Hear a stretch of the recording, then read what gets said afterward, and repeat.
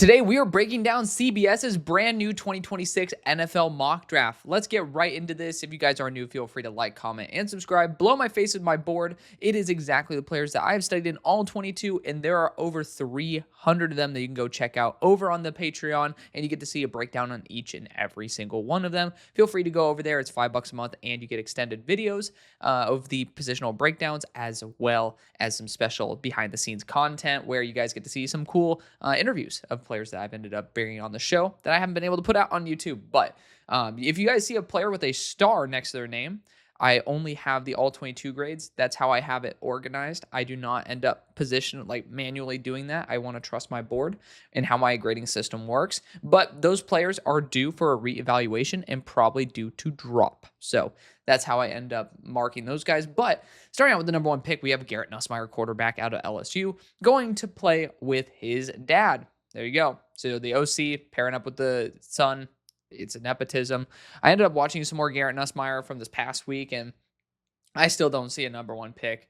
And again, I'm not like the best quarterback guru in history. I'll put my name out there and say that I'm still someone who, I feel pretty good about the quarterbacks that I'm not a fan of at all. And, I'm not saying Garrett is one of those, but usually when I feel like there's some bust factor to the top end of the draft type of guys, I've been pretty right about them on average. But with Garrett Nussmeier, I just don't see him as a number one pick. I'll just say that.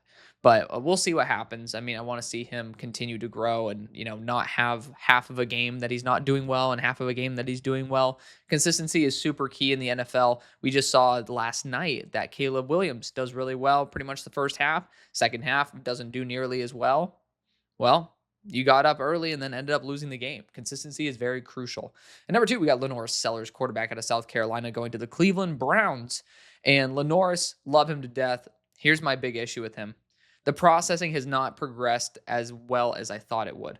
And maybe LaNorris will end up slipping to like my number 5 player in the draft, but he might not. I mean, honestly, he's just a damn good player.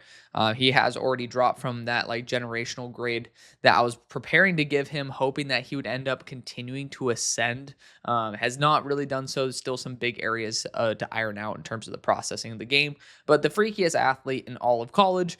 And I mean, funnily enough, he's probably on the team with the number 2 freakiest player in all of college, or, they're kind of 1A, 1B there with Nick Harbor. But fantastic talent here with LaNorris Sellers as he continues to grow into the, the processor that he needs to be. That's just a matter of time. We'll see if he comes out. And number 3, we have the Giants going Spencer Fano, right tackle out of Utah. Been a supporter of this, been my pick for a long time. I am perfectly happy with it. And number 4, we have Peter Woods going to the Jets. Very underwhelming this past year so far in terms of the pass rushing production. I did end up having on my positional rankings for defensive interior a pretty low grade on Peter Woods for pass rushing. And, I felt very uncomfortable with that given the high level wins that he's had. But the consistency is just not there yet. And I don't understand why. He's strong. He has some good burst to him, some straight line speed. The technique is there. The consistency is just not. But on the Jets, honestly, I wouldn't mind it too much. It's a team that definitely should be looking at a QB. But Justin looked pretty good for once. We'll see if that continues. Again, week 1 is very, very tricky to project for the rest of the year. Some big upsets always do happen. And, players, for some reason, get lucky, get hot. And some players just end up having a cold start. And it's a perfect storm for us to overreact. But I do think that if the Jets are sitting at number 4, they're going to look at their next quarterback. And number 5, we have Ruben Bain Jr., edge rusher out of Miami, going to the Tennessee Titans. Did this all of preseason. Perfectly fine with this now. Fantastic player. If he goes top 5, I personally think that is really, it's a good move. So big fan of Ruben Bain. He's done an excellent job this year. And number 6, we have the Panthers going Caleb Downs, defensive back out of the Ohio State University. Safety is a huge issue for the Panthers. So I think if you can end up getting the best player in the class, the highest floor player in the class, then it is not never going to be a bad idea. It's not going to be a wasted pick. Maybe you'll wish that you got like a splashier player, but Caleb Downs is the real deal. I mean, he's going to be worth 25, 30 million down the line easily. I mean, he's probably going to compete with Kyle Hamilton for best safety in the NFL. Number 1, not number one, number 7, excuse me. We have the Dolphins going corner Jermod McCoy. If they're sitting here at 7, I think they go after QB. Too many question marks. The organization is going to be on a full rebuild. Jermod McCoy, we'll see if he ends up getting on the field for enough reps, but health is going to be a huge factor for him. But I do like the idea if you want to get a Jalen Ramsey type who has the physicality and the IQ, Jermod McCoy might be that. Jordan Tyson, wide receiver at Arizona State, goes at number 8 to the Las Vegas Raiders. And this is one of the few teams that I do not think would upgrade from Jordan Tyson. Like, they have a lot of weapons that are growing there. Thornton looks great. Besh continuing to be able to carve out his role. And we'll see how serious the Brock Bowers injury ends up becoming over the year. Knock on wood, it's something that's very short term. But I mean, if it ends up bugging him more and more, then they're going to start trying to focus a little bit more on the receiving core. And Jacoby Myers, Besh, Tucker, Thornton, a really underrated group. And Jordan Tyson doesn't really add very much to that. As much as I love my Pookie Bear Tyson, like, it's just, I don't believe that this would be a great situation for him to produce, nor do I think it would be a great situation for the Raiders to improve their odds of winning compared to drafting another player. At number 9, we got Francis CC Mauigoa going to the Patriots. I do think the right tackle spot is worth upgrading. My problem is I'm not a huge fan of Mauigoa at tackle. So, I definitely do have my concern there. And, I'm trying to see, they're talking about Morgan Moses. They're definitely talking about him as a tackle. So, I definitely am still skeptical of it. I think the arm length is going to be super telling, but at the same time, the tape, the eye test says that he should probably be a guard. I don't think he'd fail at tackle, but at number 9, those are some big expectations after Armand Membu just went at number 8. At number 10, we have Mateo Uiagalelei, edge rusher out of Oregon, going to Seattle Seahawks. They definitely should be looking at edge. I don't know at number 10 if Mateo would be remotely worth it, but as he continues to polish up, I think that his build and his technique make him a very desirable option. Just again, at 10, it feels a bit high. At number 11, we have Fernando Mendoza, quarterback out of Indiana, going to the Los Angeles Rams. It kind of feel like a very upgraded version of Stetson Bennett. Maybe it's just like the white dude with kind of the curly hair that gets it going, but Fernando is my QB2. Definitely think that he is somebody who has shown a lot of promise. People are afraid of his accuracy. I mean, there's definitely, you can absolutely 100% be afraid of accuracy. I respect that. I do think he's just, getting used to a new system, new receivers. And if we don't see that improve, then that's something that could be worrisome. But the arm talent's there. The mobility is there. Stafford looks great, though. I mean, he has, I think, 5 big-time throws, 0 turnover-worthy plays in week number 1. Really strong performance for the veteran there. We'll see if they need to go after QB. Number 12, we have Keldrick Falk, defensive lineman, going to the Cowboys from Auburn. Don't think this is the best move for them, even though Keldrick is someone who I like. I don't like the fact they have him listed at D tackle, but they are bringing up Lawrence and Armstrong. They're talking about him going to be more as the edge rusher. So, again, when I saw that DT, it kind of gave off the wrong opinion. He is going to be an edge rusher in this system. We'll see if he ends up fitting, but I just don't know if he's going to provide the level of impact the way maybe an LT Overton would in this system. I just don't know if I want a more savvy. Flus is pretty damn solid. I would definitely want him to go to a head coach that is more defensive oriented rather than going to a situation like this, at least in the top 15. At number 13, we have Caleb Banks, defensive interior out of Florida, going to the Indianapolis Colts. Caleb Banks hasn't done shit this year. I'm very surprised. Anybody who uses the term gobble up has a big question mark from me in terms of your analysis. But, he is a space eater, has 35-inch arms. I just don't get why, first off, the amount of reps, not desirable. The production, not desirable. And he is a he's a much older player than, maybe some of these other guys who I would try to slot in here at number 13. But yeah, definitely a miss in my opinion. Drew Aller, quarterback out of Penn State, goes to the Pittsburgh Steelers at 14. I love the arm upside there. The progression looks great. We'll see if he ends up playing against top end competition that way. But, Drew Aller going to be my QB3 now that Arch Manning is, essentially being phased out for the time being. I just don't think that he would be coming out based on what we thought in the initial part of the season or off season, and then the struggling start. I think enough teams will have their concerns and end up wanting to see one extra year from him. But for Drew Aller, we've seen year over year progression. Still looks great this year, and the Steelers could definitely upgrade at quarterback now that Aaron Rodgers has shown what a quarterback with arm talent can do. We will be definitely looking for one. At 15, the Browns go Caleb Lamu, tackle out of Utah. We'll see if he ends up sticking at tackle or guard. He is just kind of more of a condensed, very muscular player, and he's not like really a space eater the way that maybe some other guys are. But Lamu is a very talented tackle. And, after this week of seeing, granted, Shamar Stewart is an absolutely phenomenal athlete at his size, and it looks like he's being taught how to use the bull rush. Thank God. I don't know why more players haven't learned to utilize their frame that way, but, after seeing how the Browns offensive line pretty much was absolute butt cheeks this past week, I definitely think that Caleb Lamu, it would be a very welcomed addition. At 16, the Bears go Jeremiah Love, running back out of Notre Dame. I do think the Bears need to prioritize edge rusher above running back at this point.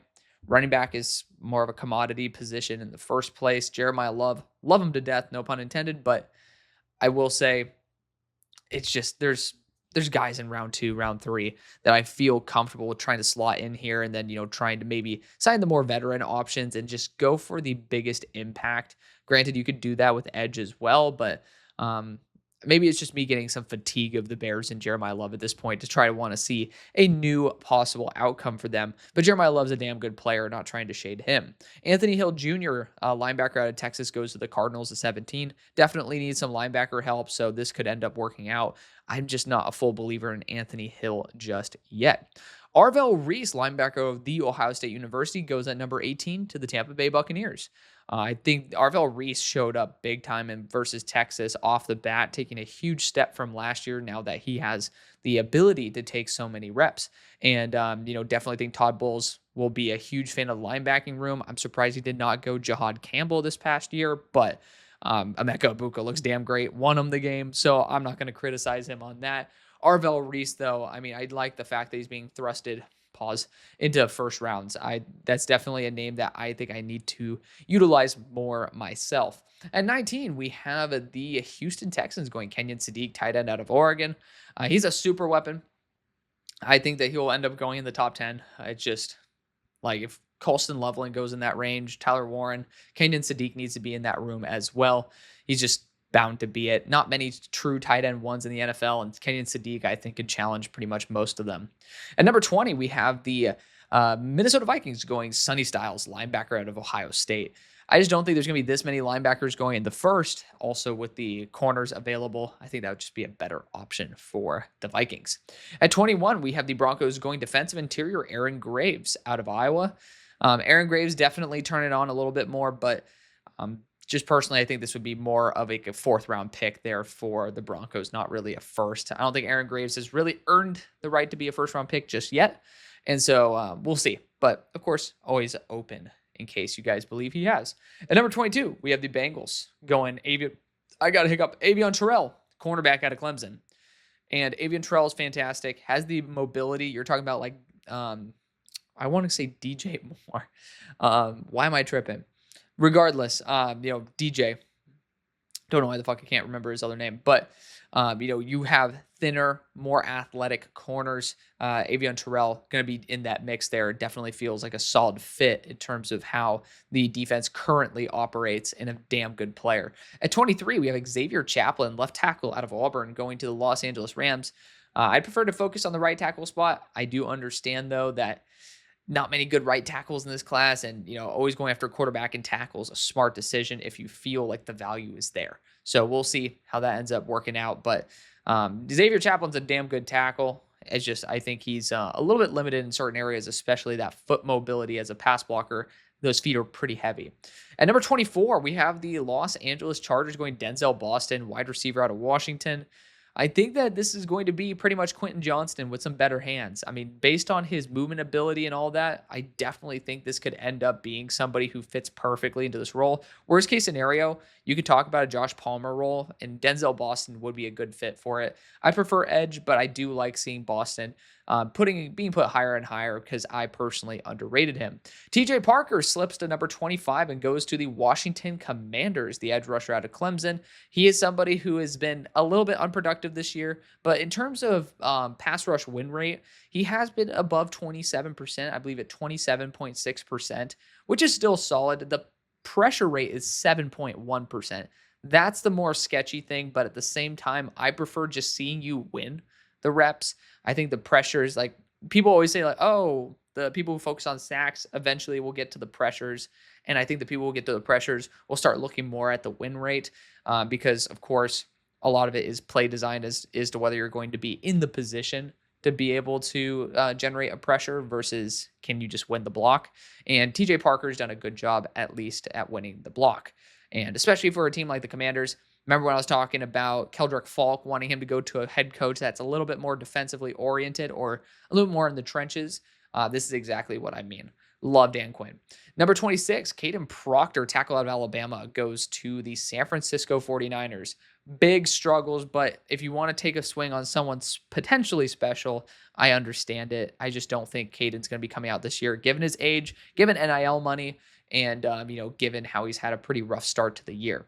At number 27, the Detroit Lions go Connor Lew, center out of Auburn. I think this is a great move. I do think the Lions can absolutely upgrade on the interior of the offensive line as they continue trying to retool it.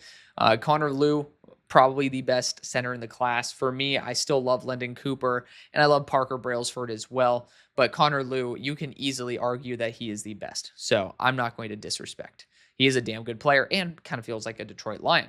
Number 28, my king, Mansour Delane, cornerback out of LSU, goes to the Kansas City Chiefs. For me, I make this move just because it's BPA. I do think that LT Overton would be a better move for the Chiefs. He's definitely a Spags type of edge rusher. And on top of that, he is also just really good. But Mansour Delane, I'm never going to shame a team for wanting to go after a damn good corner. It's hard to find them in the NFL. It really is. Like, it is just hard to find them in the NFL. So, at a consistent rate of being like a true potential one, Mansour Delane has the athleticism and is improved as a coverage player to get to this point. So big fan of that. At number 29, the Cowboys go after a wide receiver here with Antonio Williams out of Clemson. Very good balanced receiver. We'll see if he ends up, bouncing back and getting a bit more production when he gets completely healthy. At number 30, we have the Baltimore Ravens going after linebacker Harold Perkins out of LSU.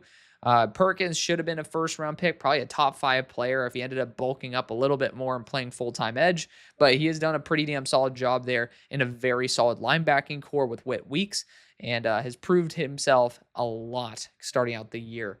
Definitely believe that the Ravens will be on the lookout for a longer-term option at linebacker.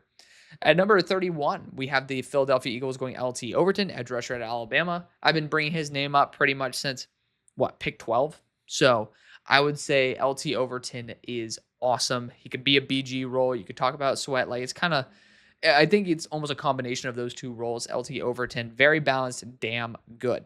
Denis Dennis Sutton at 32 ends this mock draft off to the Buffalo Bills. I mean, this guy's been having a fantastic start to the year as well. Good to see him take that big step up. Well worth the first round selection. But that is going to be the video. What the hell are these like weird ass ads below? Oh, apparently there's weight loss, and then doctors say there's one mistake for men when you trying to lose weight after 45. So if that's you, apparently Primal Health Secrets has you covered. I promise you, do not click on those links. I saw that. I was like, I need to do it. Otherwise, people are going to be asking some weird ass questions. I have an ad blocker and I do not turn on cookies. FYI, in case you ever see some weird ass pop-ups. But thank you so much for showing the love that you always do. And yeah, I mean, we're going to be getting back to the mock drafts. Unfortunately, today, some issues with the ad that was made. Unfortunately, not on me, but at the same time, we ended up correcting the issue anyways, and hopefully it gets approved for tomorrow. Regardless, you guys are getting a mock draft tomorrow. It just would be nice to be able to get the sponsor money for that. But let's get out of here. Thank you again for watching. See you later. Peace.